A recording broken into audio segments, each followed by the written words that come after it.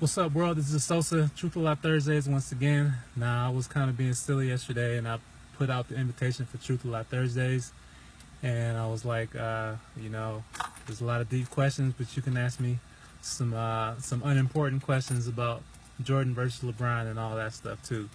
So somebody actually took me up on that, and wasn't expecting it, but somebody sent me a question that said, if Kobe in his prime were playing in Jordan's prime, would Jordan still have 6 rings?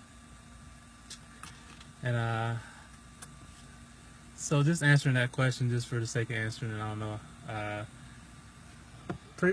For me personally, I don't think Kobe compares that well to Jordan. Kobe was a great player. I love the Kobe shoes. I love Kobe when he first came out. His shoes to this day are the best basketball shoes I've ever played in. Period. Hands down. There's no other shoes better than those original feature wear Kobe Bryant's. So whenever I play basketball, I always look for some Kobe's, old school Kobe's to buy and to wear, because those are the best shoes hands down to play basketball in my opinion. But in terms of as far as Kobe versus Jordan, I really don't think there's a comparison. Kobe was a great athlete, very smart player, highly skilled, but to me he was more like a gunner. He wasn't as efficient, not comparable to Jordan as far as efficiency and domination as far as scoring. He had the killer instinct. He had the, I'm the best player on the court type of mentality, but I'm not really sure if he was the best player on the court or the best player on his teams. He was a scorer. That's a role that he played.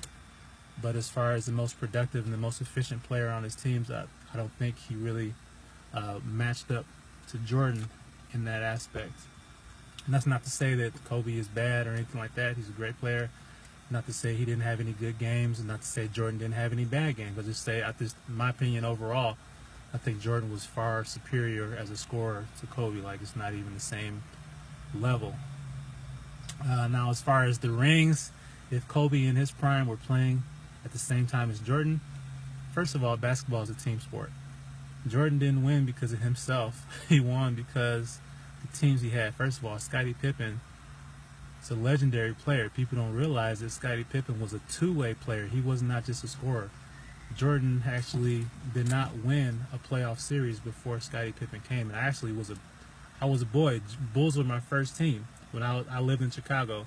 And I remember when Pippen was a rookie, and they were pretty much like, okay, now they're going to start to win and develop as a team, because Pippen came, and Pippen was a two-way player.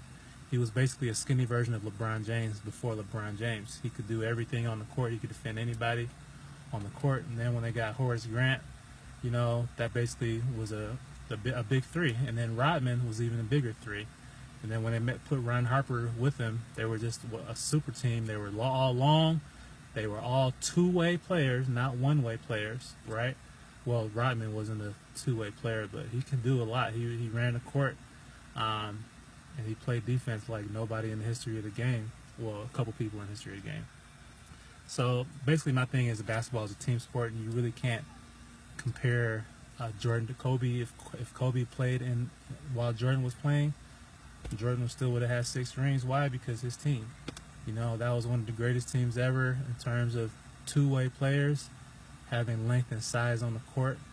And so yeah, basically the one-on-one conversation, it doesn't really do the sport justice, man. That's kind of my whole point. And my pet peeve with these whole conversations is that basketball is a team sport, and so why do we always make it about the individual?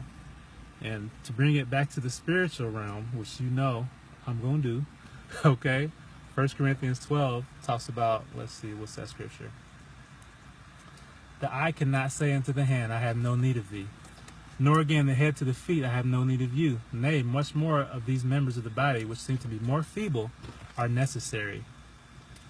The members of the body which we think to be less honorable, upon these we bestow more abundant honor, and our uncomely parts have more abundant comeliness.